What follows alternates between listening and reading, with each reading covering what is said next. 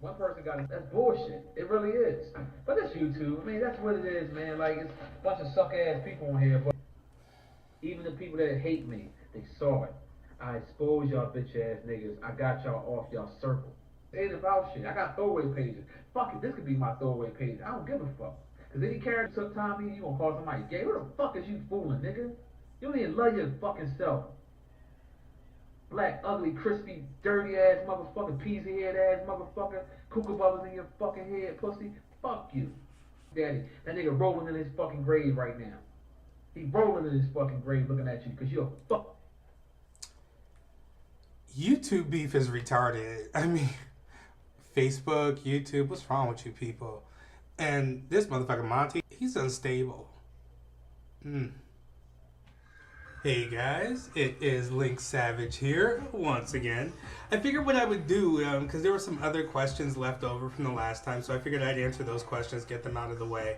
That would be pretty cool. I'm trying out this new software to record stuff, and yeah. So anyhow, we'll get this going and see how this works, because whatever, girl, let's just get it done, all right? Question 1. How do you feel about the number of past partners your lover may or may not have had? I don't really care, I guess. Mostly because it was before me, and given that it was before me, the only thing I would care about, I guess, is that, you know, if your number is in the triple digits or whatever, I expect you to bring all of that experience to the bedroom. I'm just saying, you know, if you've been a hoe, I expect you to be a fucking superhero in the bedroom. If you're not a superhero in the bedroom, then you wasted your time being a hoe. Because, I mean, no, who gives a shit? It was before you. Why care? Question number 2. Are gays ready for gay marriage? No, I'd say yes and no. I say yes because, I mean, come on. A lot of us have had relationships that have lasted longer than most heterosexual marriages. Most heterosexual marriages, you know, 50% of them ended divorce. And quickly. What's that shit about the sanctity of marriage again? A lot of us have grown up with, you know, being married as not a possibility. And that's kind of become our thing, you know, where, well, we're not expected to get married, so we can go out and pretty much do whatever we want. And that's kind of a hard concept to grasp. You know, there's a lot of people who just don't, you know, they never saw themselves getting married. It was never an option. They never even gave it any thought because it wasn't an option. And now that it is an option, they find themselves dealing with having to leave behind, you know, like the possibility of having to leave behind, you know, a relationship that, you know, with themselves, a relationship with sex, a relationship with that, you know, with their old life, over the possibility that, you know, they could get married and that whole thing would be over. So, I mean, in that sense, I don't know if gays are really ready for it. I mean, fuck it, I'm a serial monogamist. I mean, that's what I would be, I guess. I mean, I jump from one relationship to another. But, and like, I don't know, the longest was 10 years. And that's a really long time. So, I know that, you know, this whole getting married thing is something I could do. I know that it's not that big of a deal or that much of a problem for me. But what is it like for other people? And when you just stop and think about it, if it was never an option for you, like if eating candy was never an option for you, right? What happens when all of a sudden candy's an option? Either you go batshit crazy and you eat all the candy. So, I mean, either you have a bunch of gay guys who are just gonna be like Kim Kardashian and just running out to get married to any old bumfuck motherfucker that they feel like, you know, twice, 3 times, 4 times, whatever. You either have that, or you have people who are, you know, well, they never really did it throughout their lives. They weren't really expected to do it, so they don't. It's a really good question. That was from Grim Peeper. I love that. Grim Peeper. Question number 3. I don't know why the anonymous children, they're everywhere. They're everywhere and they just want to know. They want to know. They're like the Inquirer. They just want to fucking know. Did you ever do porn? You look familiar.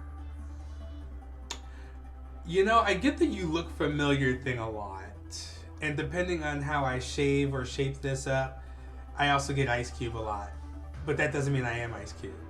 Now, have I ever done porn? I've never done a video. I've never done a video. Let's just say that. But if I look familiar to you, more power to you, girl. Thanks. Question number 4. What is this RND33P? RND? RND 2013? Carrie Hilson or Beyonce? Girl, what? Question number 5. What kind of car do you drive? Have you just started checking out my Tumblr?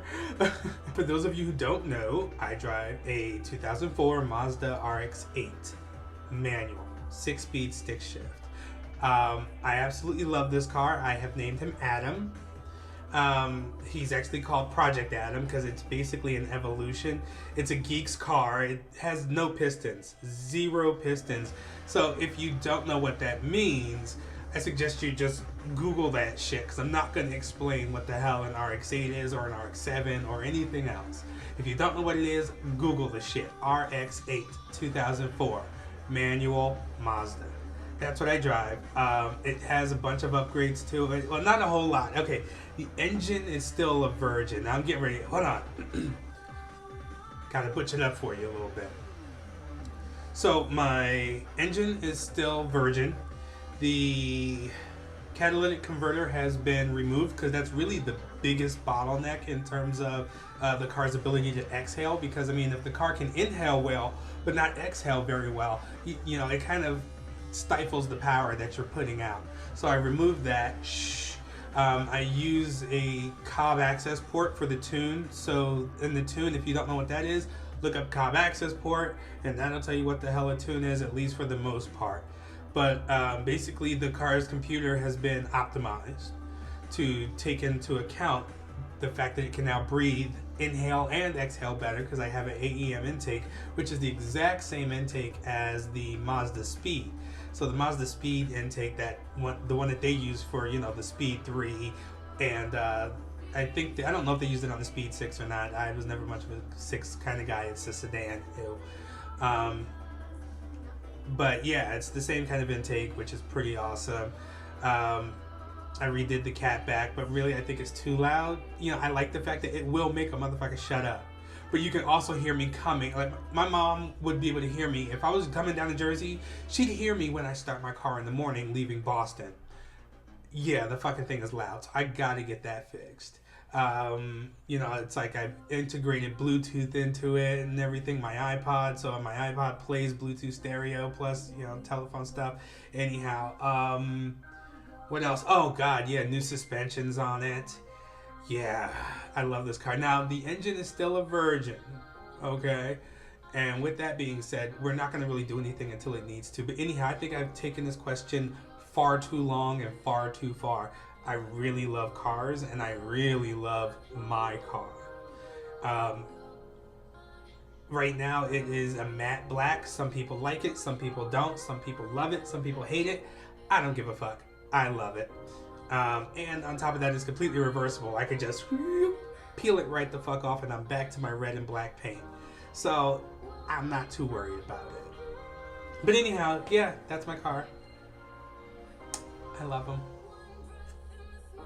And if anybody touches my shit and I find out about it, your booty hole will not make it out alive. And question number 6. Oh my God. Okay, so this is going to be the last fucking question, at least for this video. What was your most self-conscious moment? And that was submitted by Rage Beef of Norn. Wait a second, girl. Let me find a better song for you. If I'm going to answer this question, I need a better song than this. So this song I'm dedicating to you, Rage Beef of Norn, because you're making me think of this moment. It's a really good question, actually. So this isn't a diss, but still, fuck you for making me have to think about it.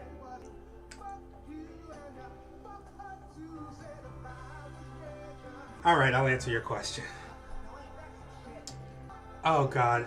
Okay, so I was, single boy, and I was out at the bar, the bear bar, and I got hit on by a guy.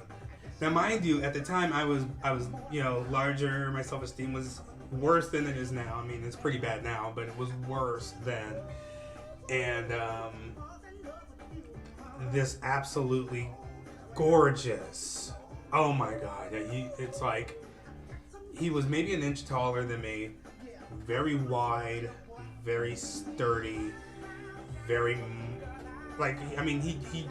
he had the body of a god, and I was just like, why the fuck are you interested in me, right? So of course I turned him down, and he was just like, excuse me, you're turning me down. And then I realized exactly why he was hitting on me. Because I already know the shark game, because I could be kind of a shark when I want to get laid. He thought I was the easy target. That I would just be so overwhelmed with the fact that this gorgeous man was coming on to me that I would have no choice but to have sex with him. And the very idea that I was saying no was like, what the fuck? So, I mean, I felt really self-conscious because this was in the bar and there were people around, so they heard it. I already had bad self-esteem, and this gorgeous man is pretty much telling me that I was ugly enough to the point that I should be trying to jump on this opportunity to have him ride my cat, and I wasn't having it. That would have to be my most self-conscious moment. That trumps the first time anyone's ever called me fat. It trumps the first time I ever got caught masturbating. It trumps the first time I ever got beat up. It trumps all of it in terms of being the most self-conscious moment of my life. So, Rage Beef of Norn, it was a great question, but fuck you for asking it, Jesus. But fuck you for asking it. Thank you. But don't let that deter you. If I say fuck you for asking it, but I still answered it, that means I appreciated the question. It just kind of stung a little bit. Anyhow, that's all I got for this one. And I'm going to let you bitches go. That's it. Don't forget to check me out on Twitter. You can follow me on Twitter at Lynx Savage. I'm just being silly. I am. I'm just being nuts tonight. You can follow me on Twitter at Lynx Savage. You can also find me on Facebook as Brutal Lynx Bear. Go ahead and like that page. It's pretty good. You can also look up Lynx Savage, and you can follow. That's my regular Facebook. Follow me, friend me, love it all. Don't forget to check out BrutalLynx.com, and don't forget to check out TheMaleMediaMind.com. That's right, I have plugged their asses again.